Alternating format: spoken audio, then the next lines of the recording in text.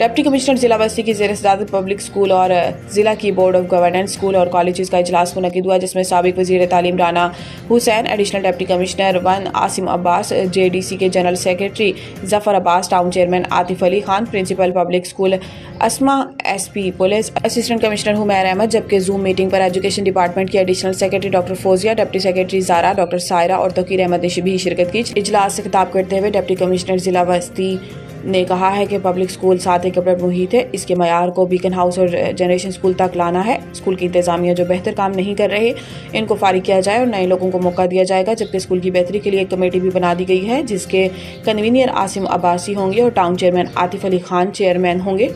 और बाकी कमेटी मेंबरान में deputy secretary academic and training Syed Tariq और वकार बेग भी शामिल होंगे। डिप्टी कमिश्नर ने हदायत की है कि स्कूल की डिप्टी क्लीनिंग के लिए एक दिन टाउन की जिम्मेदारी होगी। Chairman governing body deputy commissioner ने पब्लिक स्कूल की इंतजामिया की तरफ से कराए गए ऑडिट पर तहफ़्फ़ुज़ात का इज़हार किया और दोबारा से ऑडिट करने के भी अहकाम जारी किए।